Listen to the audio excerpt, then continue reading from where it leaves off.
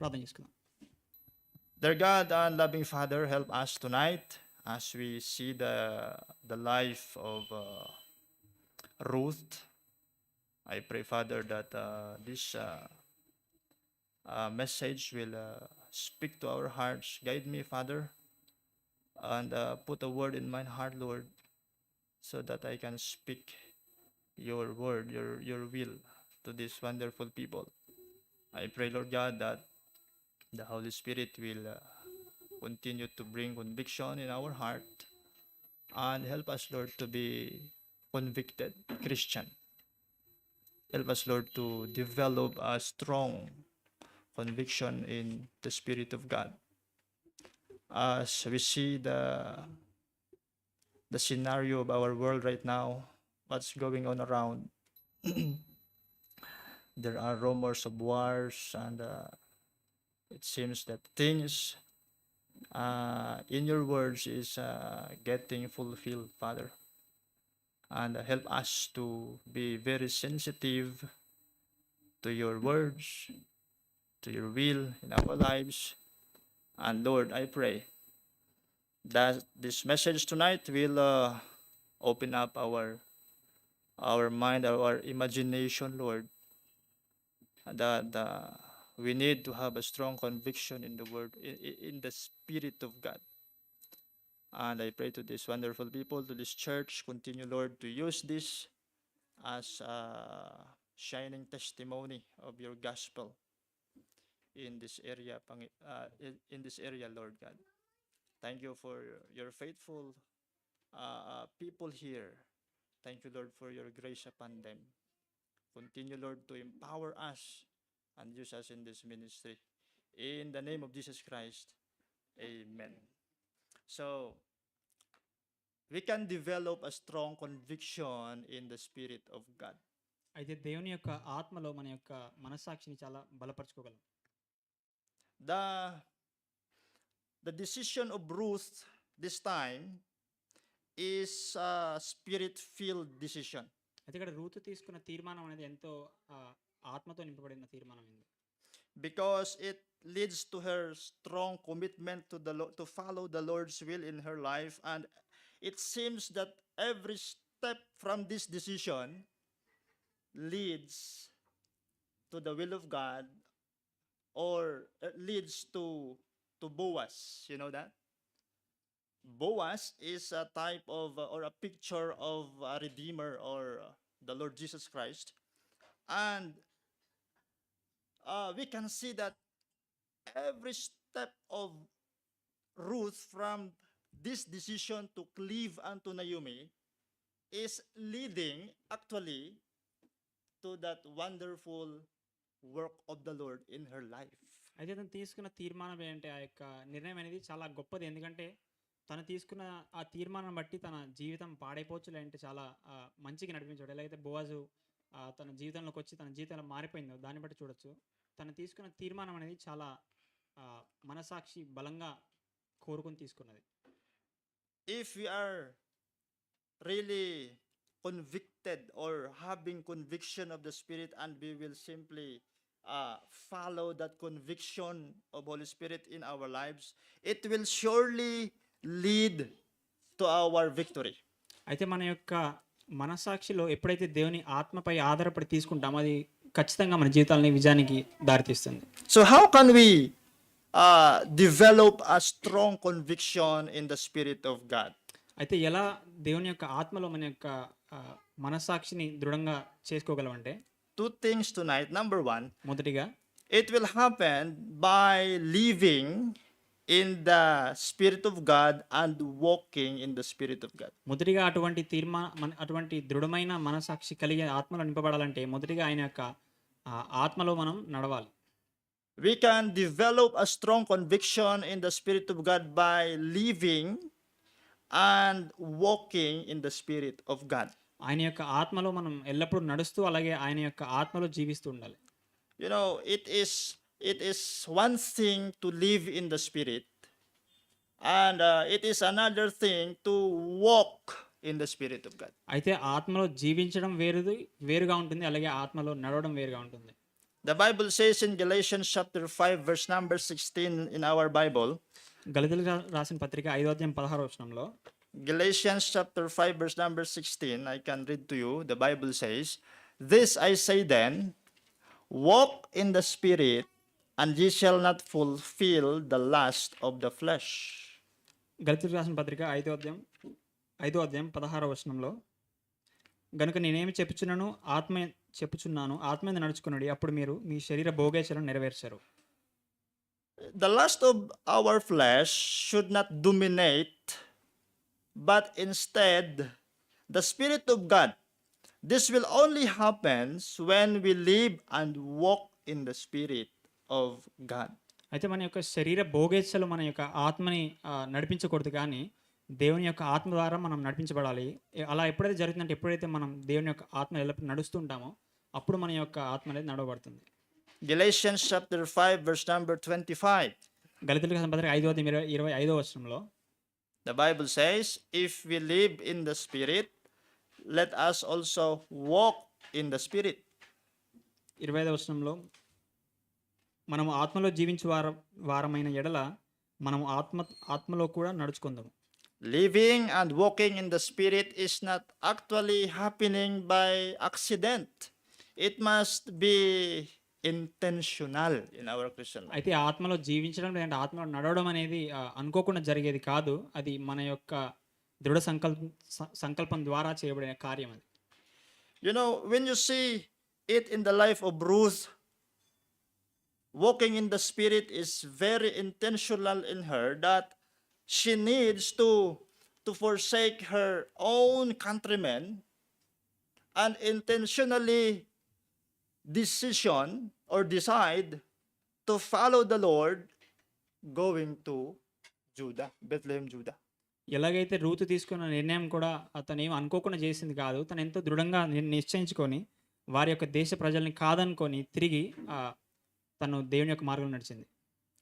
She really knows that in that place of Judah, there she can grow spiritually, there she can obey the Lord, there in that place she can have a strong relationship and fellowship with God, because that place is a type of church. ఎందుకంటే తను ఎక్కడైతే నడిపించబడిందో ఆ యూదయాలో తను ఎంతో బలపరచబడింది. అక్కడ ఉన్న ప్రజల ద్వారా ఎంతో నేర్చుకుంది. దేవుని ద్వారా తను ఎంతో జీవితంలో ఎంతో ఎదిగింది, ఎందుకంటే తను తీసుకున్న యొక్క నిర్ణయాన్ని బట్టి. Living and walking in the Spirit of God, we must do it with intention and excitement in our lives. అయితే ఆత్మలో జీవించడం లేదంటే ఆత్మలో నడవడం అనేది కూడా ఎంతో ఉత్సాహకరంగా జరిగే కార్యం. Just like our relationship and fellowship in the home. ఎలాగైతే మన ఇంట్లో మన యొక్క పరిసరాల పట్ల మనం ఎంత ఉత్సాహంగా ఉంటామో అటువంటి ఉత్సాహాన్ని దేవుని ఆత్మలో కలిగి ఉండాలి. Having fellowship and relationship with our family. ఎలాగైతే మన ఆ యొక్క సత్సంబాన్ని మన యొక్క కుటుంబంలో అలాగే మన కుటుంబం పట్ల కలిగి ఉంటాం, అటువంటి సంబంధాన్ని కలిగి ఉండాలి. It looks like common, but sometimes we don't say good morning, good night, I love you to my wife, I love you my son, because we sometimes see it as common. మనం చాలాసార్లు కుటుంబంలో ఉన్న వారికి ఉదయం లేవగానే good morning అని కానీ, లేదా పడుకుంటప్పుడు గుడ్ నైట్ అని కానీ, ఒకవేళ పెళ్ళైనట్టయితే భార్యకి నేను ప్రేమిస్తున్నాను అని కానీ, లేదంటే మీ కుమారులకి నేను ప్రేమిస్తున్నాను చెప్పడం కానీ చాలాసార్లు మనం చెయ్యం. కానీ అది మనకి పెద్ద విషయంగా అనిపించకపోవచ్చు మన జీవితాల్లో. But you know what? Those are words that we need to speak intentionally in our home if we want our fellowship and our relationship will be strong. అయితే అటువంటి పదాలు మన యొక్క కుటుంబం పట్ల మనం వాడాలి, నిశ్చయించుకొని. అలా వాడినప్పుడే మన యొక్క సంబంధాలు అనేవి బలపడతాయి. Sometimes we cannot say please when we need things, or it's hard for us to say sorry because this thing seems to be common in our fellowship. అయితే చాలాసార్లు మనం ఒకరికి కృతజ్ఞతలు కానీ లేదంటే క్షమాపణలు కానీ చెప్పడం మనకి అది చాలా చెప్పకపోవడం చాలా సులువుగా అనిపిస్తుంది. కానీ ఇవి ఆ యొక్క సంబంధంలో అనేది చాలా ముఖ్యమైనది. But you know, Christians, if you will realize those are words that actually we need to say intentionally. It will not just accidentally say, it must be intentionally, so that in order our relationship in the home and fellowship in the home become more stronger. అయితే ఈ పదాలు, ఈ మాటలనేవి కూడా మనం అనుకోకుండా మన నోటికి రావట్లేదు అని చెప్పకూడదు. కానీ అవి మనం నిశ్చయించుకొని వాటిని మనం వాడుతూ ఉండాలి. ఎప్పుడైతే మన యొక్క సంబంధాలు దృఢపడాలనుకుంటే. Living and walking with the Holy Spirit is not happening by accident. We must do it intentionally with excitement. అయితే ఆత్మలో నడవడం, అలాగే ఆత్మలో జీవించడం అనేది అనుకోకుండా జరిగే క్రియ కాదు. అది మనకి మనం నిశ్చయించుకొని ఎంతో ఉత్సాహంగా జరిగించాల్సిన పని. Think how serious and intentional is the relationship and fellowship of Ruth to Naomi and before God. అయితే ఇక్కడ ఎంత గొప్ప, ఎంతో దృఢంగా కలిగిన సత్సంబంధం మనం ఇక్కడ చూసినట్లయితే రూతు అలాగే నయమి జీవితాల్లో. We can read in Ruth chapter 1 verse number 14 here. Ruth గ్రంథం 1వ అధ్యాయం 14వ వచనంలో The Bible says, and they lifted up their voice. They are in the road this time, going to Bethlehem, Judah, and wept again. And Orpah kissed her mother-in-law, but Ruth clave unto her. It means Orpah miss her fellowship with God by returning to her home, but Ruth decide to follow Naomi and enjoy the fellowship with the Spirit of God. అయితే ఇక్కడ Ruth అలాగే Orpah ఇద్దరు తీసుకున్న నిర్ణయాలు మనం చూసినట్లయితే తను వారి యొక్క అత్తని ముద్దు పెట్టుకుని వెళ్ళిపోయింది. కానీ ఇద్దరు చేసిన విషయాల్లో మనం చూసినట్లయితే రూతు చేసింది ఎంతో నిశ్చయించుకొని చేసిన క్రియగా చూస్తాం మనం. Ruth did it intentionally. Why? Because she cleaved and she did it with conviction. అయితే తను ఆ విషయం చేసింది ఏంటంటే తన యొక్క హృదయంలో తను నిశ్చయించుకొని దృఢ సంకల్పం కలిగి తను తన అత్తని విడవలేకపోయింది. You know, to cleave unto the Lord is a decision that will make you stay with God, closer to the Lord. And Ruth is a picture of a Christian that have a strong conviction in the Spirit that when people will go another way, will return to the world as Christians, these Christians will say, I will cleave unto the Lord. I will follow the Lord with all of my heart because I will do it with excitement and I am doing it with intention. అయితే పట్టుకోకుండా గట్టిగా వదలకుండా గట్టిగా పట్టుకోవడం అనేది తన జీవితంలో చేసింది. ఏదైతే వారి యొక్క ప్రజల్ని కానీ వారి దేశస్తులను కానీ అందరినీ వదులుకొని దేవుణ్ణి అలాగే తను తీసుకున్న నిర్ణయం అనేది తన యొక్క దృఢమైన మనస్సాక్షితో తీసుకుంది. If you want to develop a strong conviction in the Spirit of God, you need to live and walk in the Spirit of God. అయితే అటువంటి దృఢ నిశ్చయితని మన యొక్క జీవితాల్లో కలిగి ఉండాలంటే దేవుణ్ణి సేవించే విషయంలో ఆయన యొక్క ఆత్మలో మనం జీవించాలి, అలాగే ఆయన యొక్క ఆత్మలో మనం ఎల్లప్పుడూ నడుస్తూ ఉండాలి. Number 2. రెండోదిగా being filled of the Holy Spirit. అయితే ఆత్మ ద్వారా నింపబడడం ద్వారా. This is very, very basic in our Christian life, but in Ephesians chapter 5 verse number 18 it says, and be not drunk with wine wherein is excess, but be filled with the Spirit. This is a great command in the Bible for us believers, that if you are saved, if you are Christians, the Holy Spirit of God dwell in your heart. And the Bible says, if you want to develop a strong conviction with the Spirit of God, you must be filled with the Spirit of God. అయితే ఎఫెసీయులకు రాసిన పత్రిక 5వ అధ్యాయం 18వ వచనంలో మరియు మద్యంతో మత్తిల్లి ఉండకుడి, అందులో మితిలేని తనము గలదు, కానీ ఆత్మలో నింపబడి ఉండుడి. We commit for the Lord, right? Are you with me? You sometime pray to God and made a commitment for God, right? But you know you are not committed even we commit. Sometimes we commit but we are not committed. Are you with me? Because we are not filled with the Holy Spirit and no longer convicted. మనం చాలాసార్లు దేవుడికి సమర్పించుకుంటున్నాం, లేదంటే దేవుడికి లోబడి జీవించడానికి ఇష్టపడుతుంటాం. అది మనం లోబడ్డాం కాబట్టి మనం అలా సమర్పించుకోవడానికి ఇష్టపడం. కానీ కొన్నిసార్లు అటువంటి ఆత్మ నింపబడకుండా కూడా అటువంటి క్రియను మనం చేస్తుంటాం చాలాసార్లు. Maybe you commit in somewhere in this ministry, you commit to be in choir. Maybe you commit in supporting your missionaries. Maybe you commit to be in soul winning.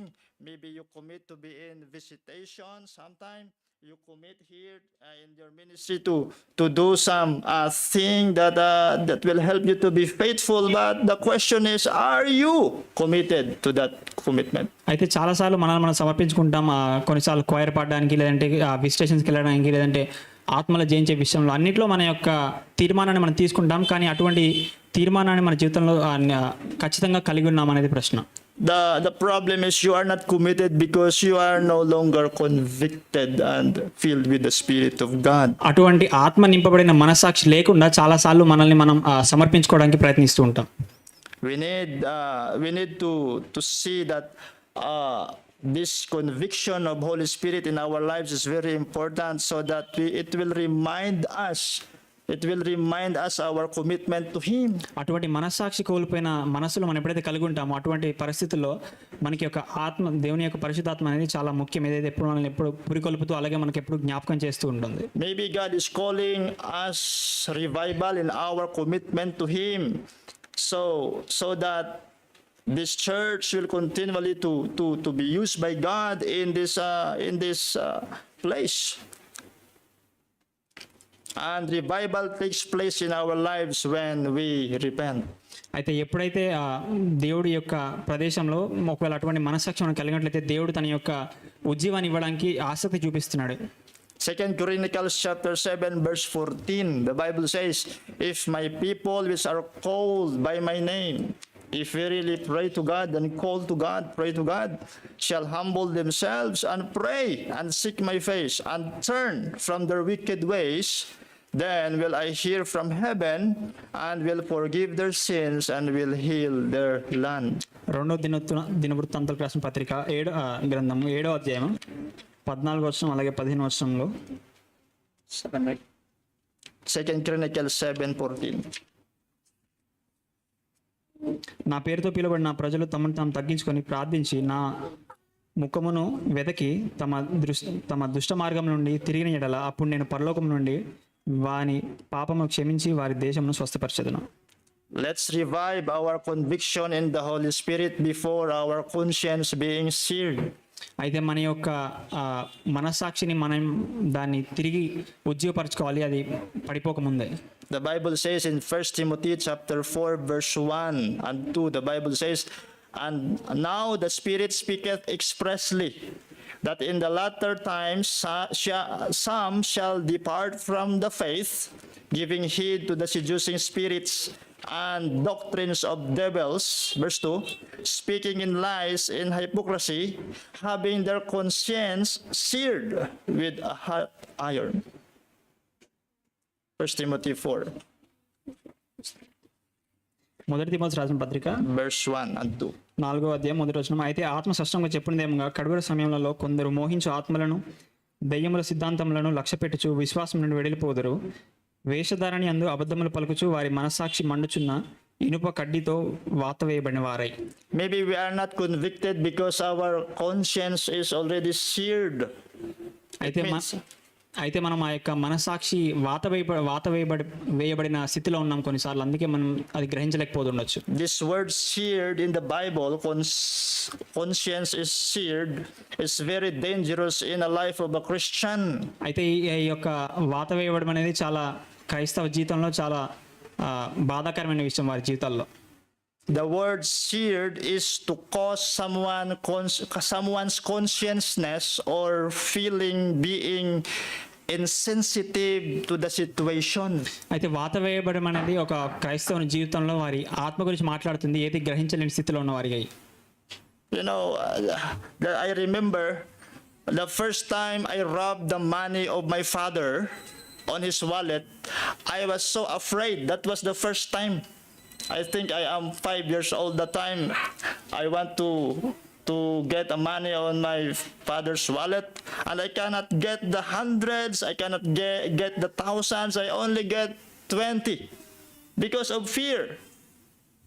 అయితే పాస్టర్ గారు ఎప్పుడైతే తన జీవితంలో 5 ఏళ్ళు ఉన్నప్పుడు తను ఆ దొంగతనం చేసే విషయంలో వారి తండ్రి దగ్గర డబ్బులు తీసుకునేటప్పుడు తను తీసుకోవాలనుకుంది 1000 కాదు 100 కాదు, కేవలం 20 రూపాయలు మాత్రమే. ఎందుకంటే తనకి ఆ భయం అనేది తన యొక్క మనసాక్షి చెప్తూ ఉంది తనకి. But the second time I do it, కానీ ఎప్పుడైతే రెండోసారి మరి తిరిగి దొంగతనానికి వెళ్ళాడో I have a little afraid, but I can get 50s. కొంచెం భయం ఉంది, కానీ ఆ ధైర్యం కూడా ఎట్లా ఉందంటే తర్వాత 50 రూపాయల నోట్ తీసేంత ధైర్యం వచ్చింది. The third times, there is a 20 there, there is 50s there, but I can get hundreds. మూడోసారి వెళ్ళినప్పుడు తిరిగి ఆ భయం ఉంది, ఆ ధైర్యం ఉంది. 20 అయిపోయింది, 50 అయిపోయింది, ఉన్నా కూడా తిరిగి ఈసారి 100 రూపాయలు తీసుకునేవాడు. Why? Because I'm feeling that I did it before. ఎందుకంటే తనకి ఆ యొక్క భయం లేదు, ఎందుకంటే తను ఇంతకుముందు ఆల్రెడీ చేశాడు కాబట్టి అది. And no, I thought that no one knows about it. అయితే తను అనుకున్నాడు తన యొక్క మధ్యలో ఎవరికి తెలియదు కదా ఈ విషయం అని. I can hide it, and maybe I can hide in guilt, and I can get the 1,000. దాన్ని దాపెట్టి లోపల ఆ యొక్క బాధని లేదంటే ఆ యొక్క మనోభావాలన్నింటి లోపల పెట్టి తను ఈసారి ఇంకొకసారి 1000 రూపాయలు తీసుకోవచ్చు అనే ధైర్యం కలిగింది. What's happening on my mind? It's my conscience is being seared because I'm no longer afraid of doing it again and again and again. అయితే తన మనస్సాక్షి అనేది వాత వేయబడింది, ఎందుకంటే తను దృఢపరచబడింది, వాత వేయబడి ఇంకా చేయొచ్చు దొంగతనం మరి ఒకసారి అని. That's the problem when our mind is being, or our conscience is being seared. We cannot detect the conviction of Holy Spirit in our lives. ఎప్పుడైతే అటువంటి మనస్సాక్షి వాత వేయబడుతుందో, మనం ఎంత మెట్లు ఎదుగుతున్నప్పటికీ కూడా, పాపంలో దిగాడుతున్నప్పుడు కూడా మన యొక్క ఆత్మ ద్వారా ఎటువంటి ఆత్మ స్పర్శని మనం పొందలేం మన జీవితాల్లో. We will eventually lose it. అయితే అది పూర్తిగా కోల్పోతాం కూడా కొన్నిసార్లు. Here, when your conscience is being seared, you thought that what you've been doing is okay, even you know it's not right with God, because you think no one knows about it. It's okay to hide being guilty, but you're losing your conviction. అయితే అటువంటి మనస్సాక్షి ఎప్పుడైతే వాత వేయబడిన స్థితిలో ఉంటుందో, తప్పు చేసినప్పటికీ కూడా తప్పని మనకు తెలిసినా కూడా తిరిగి దానికి మనం ఎటువంటి స్పందన ఇవ్వలేకపోతుంటాం, ఎందుకంటే ఆ యొక్క చేసేది మనలో దాచిపెట్టుకొని తిరిగి ఆ యొక్క మనస్సాక్షిని కోల్పోతుంటాం కాబట్టి. A seared conscience will hide in guilt. They probably enjoy the fellowship with God's people, but enduring in their fellowship with God. అయితే వారి యొక్క అటువంటి వాత వేయబడిన మనస్సాక్షి కలిగిన వారు వారి యొక్క భావాన్ని లోపల దాచుకొని దేవుని యొక్క ప్రజలతో వారు ఆనందంగా ఉండొచ్చు, కానీ దేవునితో ఉండలేరు. The Holy Spirit speaks to us in a still small voice, but we simply ignore because we are insensitive sometimes. అయితే దేవుని ఆత్మ అనేది ఎల్లప్పుడూ మనతో చిన్న స్వరంతో మాట్లాడుతూనే ఉంటుంది చాలాసార్లు, కానీ మనం దాన్ని అంగీకరించకుండా దాని నుంచి మన యొక్క మనస్సాక్షిని తిప్పివేసుకుంటుంటాం. There may be things in your life right now that the Holy Spirit points his finger on that and saying, I want that. అయితే మీ యొక్క జీవితంలో దేవుని యొక్క ఆత్మ మీపై తన చూపుడు వేలు చూపించి నాకు నీ జీవితం నుంచి అది కావాలని అడిగినప్పుడు, I want to change this in your life. ఈ యొక్క క్రియని ఈ యొక్క జీవితంలో మార్చాలి అని నేను ఆశిస్తున్నాను దేవుడు అన్నప్పుడు, what if the Holy Spirit is asking for it, your career, your profession, your life, your time? How will you respond? దేవుని యొక్క తలాంతుని లేదంటే నీ యొక్క పనిని లేదంటే నీ యొక్క జీవితాన్ని నీ యొక్క ధనాన్ని దేనైనా అడుగుతాడు, అప్పుడు మన యొక్క ప్రతిస్పందన ఎలా ఉంది అనేది ప్రశ్న. Oftentimes we ignore the still small voice of Holy Spirit, but that still small voice of Holy Spirit will really change the course of our lives. అయితే చాలాసార్లు దేవుని యొక్క చిన్న ఆత్మ యొక్క చిన్న స్వరాన్ని మనం వినకుండా చాలాసార్లు చెవుని తిప్పేసుకుంటూ ఉంటాం చాలాసార్లు. The still small voice of Holy Spirit will really change the course of your family. కానీ ఆ యొక్క చిన్న స్వరమే మీ యొక్క కుటుంబం యొక్క గతిని మార్చగలదు. The still small voice of Holy Spirit will really change the course of your ministry. అయితే మీ యొక్క పరిచర్యలో ఉన్న యొక్క ఒడిదుడుకులని ఆ యొక్క చిన్న స్వరమే తీసగలదు. The still small voice of Holy Spirit will really change the course of your study, of your work, or job, or career. అయితే ఆ యొక్క చిన్న స్వరమే మీ యొక్క ఉద్యోగాల్లో సహాయం చేయగలదు, మీ యొక్క చదువుల్లో సహాయం చేయగలదు, అలాగే మీ యొక్క జీవితంలో సహాయం చేయగలదు. When we are sensitive to the conviction of Holy Spirit, it will really change the course of our lives. అయితే ఎప్పుడైతే ఆ యొక్క ఆత్మకి మనం సున్నితస్థులమై ఆ యొక్క స్వరాన్ని వింటామో అది మన యొక్క జీవితాన్ని మెరుగుపరచడానికి సహాయం చేస్తుంది. Examine yourself. మన యొక్క జీవితాన్ని మనం పరీక్షించుకోవాలి. Are we living and walking in the Spirit of God? అయితే దేవుని యొక్క ఆత్మలో మనం జీవిస్తూ నడుస్తున్నామా అని. You see yourself. You can know yourself if you are filled. ఒకవేళ మీ యొక్క ఆత్మతో నింపమంటలైతే మీ యొక్క స్థితిని మీరు చూసుకోగలరు, ఎక్కడ ఉన్నారు మీరు. Because as Christians, we need to rely to God, but the conviction of Holy Spirit is what we need. మనం క్రైస్తవులుగా దేవుని పైన ఆధారపడవచ్చు, కానీ మన యొక్క మనస్సాక్షి అనేది ఆత్మతో నింపబడిందా లేదా అని మనకు తెలుసు. I pray that as we continue in the service of the Lord, we will develop a strong conviction in the Spirit of God. అయితే దేవుని యొక్క పరిచర్యలాగే దేవునిలో ఎదుగుతుండగా మన యొక్క ప్రార్థన ఏదైతే ఉందో మన యొక్క మనసాక్షిని మనం తిరిగి బలపరుచుకొని దేవుని యొక్క ఉజ్జీవానికి సహాయం చేయగలమని. Let us pray. Father God in heaven, thank you so much for tonight. I pray that Holy Spirit work continually in our hearts. We need your leading, we need your wisdom, we need your power to fulfill your ministry, to do our works, to do our everyday lives. I pray, Father, that we will not lose your guidance, Lord. We will not lose your conviction in our lives. But Lord, help us to be a people of God that is convicted in the Spirit of God. Thank you so much. In Jesus' name I pray. Amen.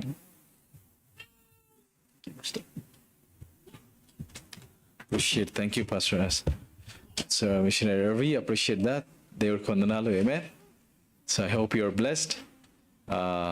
The word of God still speaks. Amen. So, let's continue to pray that we may be sensitive to the working of the Holy Spirit. And దేవుడి యొక్క ఆత్మ నడిపింపు విషయంలో మనము ఎల్లప్పుడూ సున్నితంగా ఉండాలి.